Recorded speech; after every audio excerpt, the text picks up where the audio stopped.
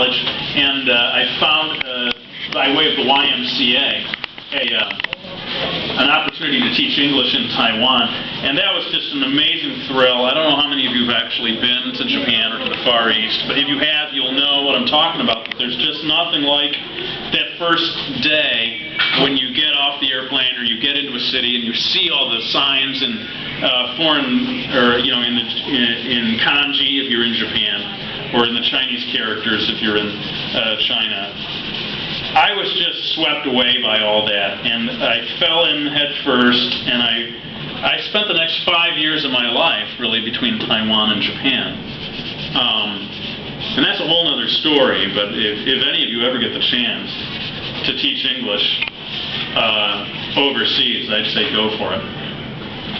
But it was while I was in Japan that I first came up with the comic book story, to kind of get back to what I had told you before about how I got published, Akiko on the Planet Smoo. And it was a lot of fun. I was, like I said, teaching English, and so what I would do is I would do 1 page per week. I have to laugh because the thought of a comic book guy doing 1 page a week these days, you would starve much faster than everyone else who's starving in the comic book industry if you kept to such a leisurely pace. But I was teaching English, I had another job. But I would do 1 page a week, and I would bring it into my classes and sort of pass it off as teaching material. Yes, we're studying this comic book I'm working on. You're learning lots of English. This word kaboom, for example. Very important vocabulary words for you, Anyway, I'm sure what I was really doing is I had found a captive audience, kind of guinea pigs that I could show this story to. It ended up being 33 pages long, and this comic book here really is, let me just kind of show you. This comic book here is the actual pages. It was printed from the actual pages that I did in Japan back in 1992. Can I take a look? Yeah.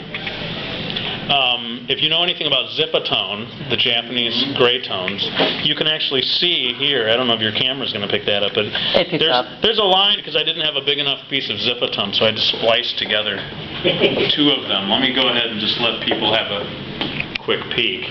In fact, why don't I just hand it off to you, let you guys pass it around. And that's my other big piece of advice, when people ask me, how do I get published? How do I get published? The first hurdle that so many people never get over is to create something.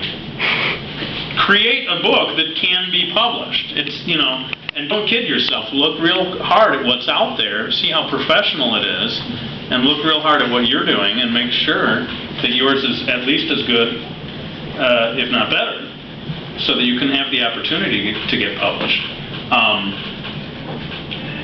My approach, I kind of call it the Sistine Chapel ceiling approach. You have to do something that is just so mind-blowingly fantastic that it cannot be ignored. So, if I were someone trying to get published today, that's what I would do. I would work on it and work on it until there's just, someone's going to fall in love with it and want to publish it. Now, what you guys all have now that I didn't have then was the internet and all this incredible stuff that you can do on the internet, basically for free, to build your audience.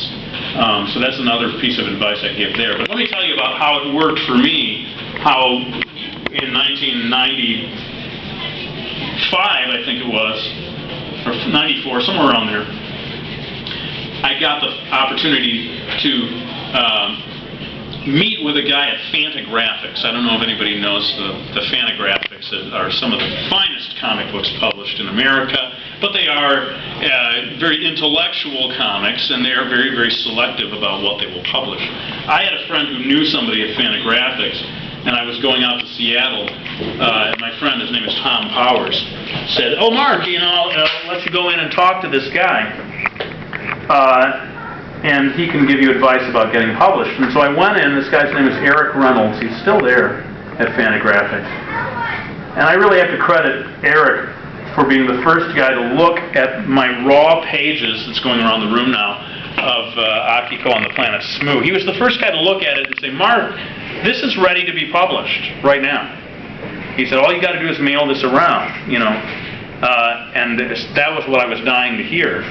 and he gave me a list. He had this thing called the Staros Report by Chris Staros. Yeah. Do you know that? Yeah, I haven't seen it in a long time. Yeah. I remember it. But he handed that to me, and he said in the back is a list of publishers.